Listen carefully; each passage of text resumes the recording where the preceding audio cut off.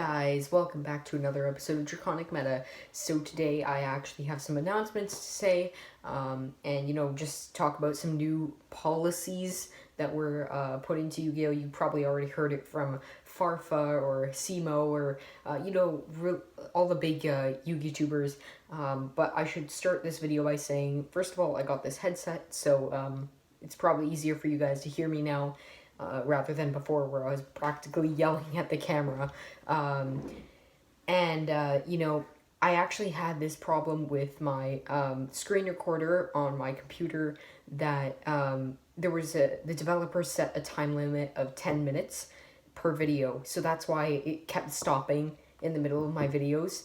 And then I had to keep refreshing. So I don't actually have a screen recorder right now. I was planning to do some more of the Unknown Deck series and stuff like that. But it just isn't going to work out. So I'm probably going to have to do some YGO prices again this week. Or next week, I should say. And you guys can expect it for a while not to have any of that sort of stuff. But, if you guys have any suggestions or anything, then I'd be very open to anything really. Anyways, guys, let's start with the video. Sorry for making you guys sit through that. Let's start with the video. So here we are back in the Yu-Gi-Oh! Konami official website.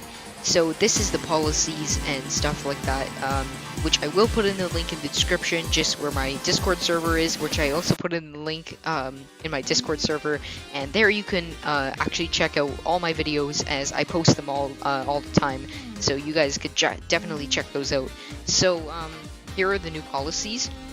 So section 1, preparing to play, so they rewrote some examples of questions that cannot be answered. So basically what this is trying to say is that how do I explain this?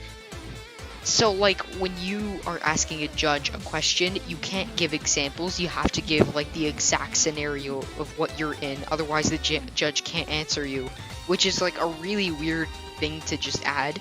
So I mean, I guess that's okay. I mean it's just really weird to me that you can't give examples to your judge.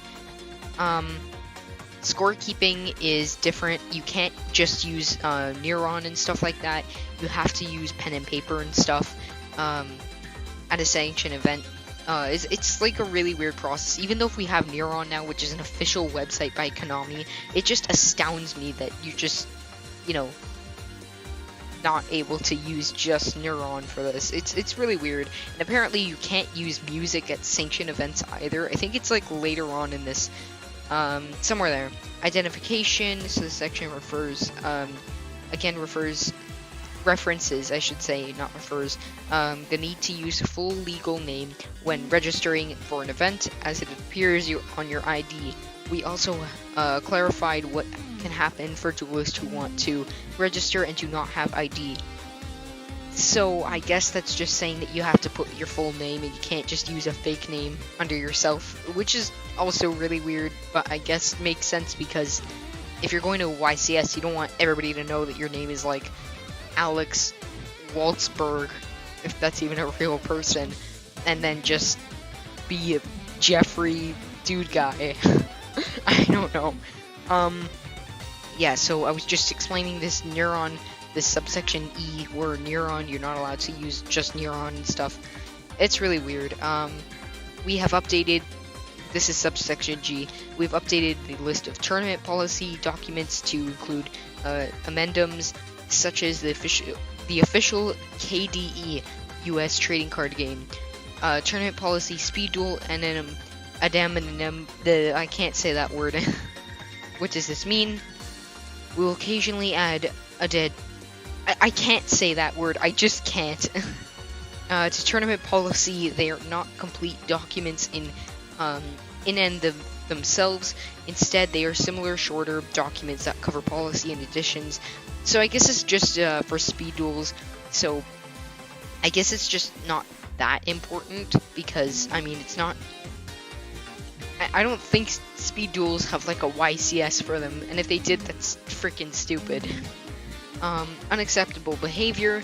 We have updated the section wearing mask or face. So this is just like you have to wear a mask at all times and stuff. So I hope this ends when Corona ends, so that we don't have to keep wearing masks as we go to locals and stuff.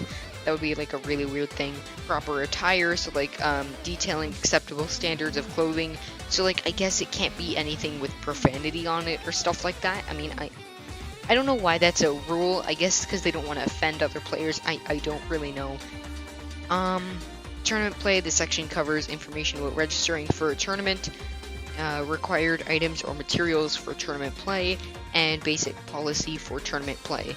There are some significant changes to this section. Changes to the subsection D, deck registration. So basically, this subsection is saying that like you can't just use Neuron for your deck lists, which is also weird.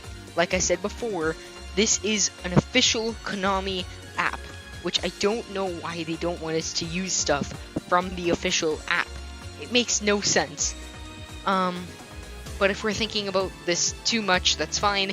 We're gonna move on to subsection G, sleeves. So basically, you could double sleeve your sleeves, which kind of makes no sense to me, but I guess you want to protect your sleeves and art.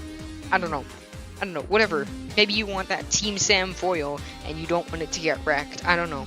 I mean, those things are pretty expensive. Have you seen them? They're like $12 per pack. I don't know. Tournament materials. Nothing has changed. They clarified. Okay, so it's basically the same thing. Note taking. So like, basically, if you imperm someone and the imperm was set, you have to make sure that you have the notes of where the imperm was activated and what monster it targeted and stuff like that, so you guys remember. And if you call judge or whatever, then they can tell you to look at your notes, what happened. Then they see and say, okay, well, this is what happened. That means that effect can't resolve, or whatever. You get the idea. Loops. So this is subsection O. This is an entirely new subsection, which explains how hand loops during a duel. You'll want to read through this carefully, as it contains a lot of new information.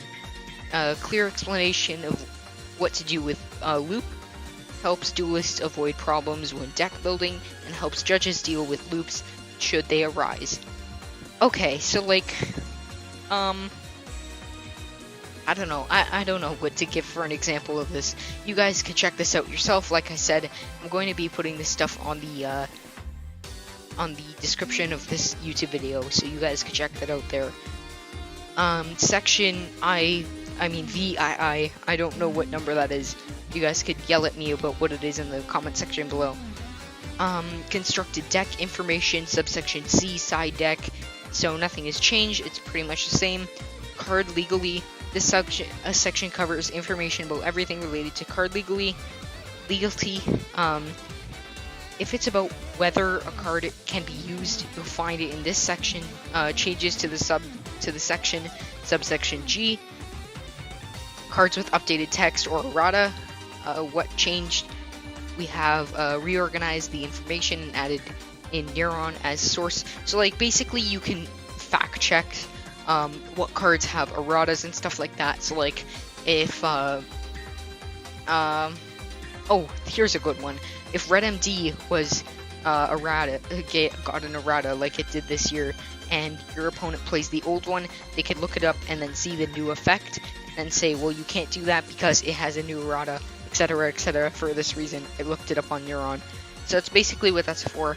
Foreign language cards, you could also use Neuron as that source, so camera search and stuff like that. Subsection M with translation errors.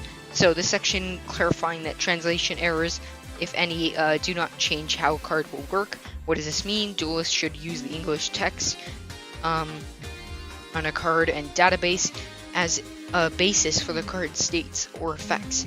If there is a difference in how worded in different language, we're excited about how this update to the document, and hope you found this article helpful and informative. Tournament policy is often overlooked as duelists focus on card text and rulings, but it's a very bit as important as part of a tournament. So there you guys go. There you have it. That's the entire page. If there's anything else you guys want to look into from this, you guys can check it out. Like I said 3 times, you guys can check it out. I have it in the link in the description of the video. And I hope you guys enjoyed the video, and I hope to see you guys next time. And if you guys liked it very much, please hit that subscribe button, and I'll see you guys next time.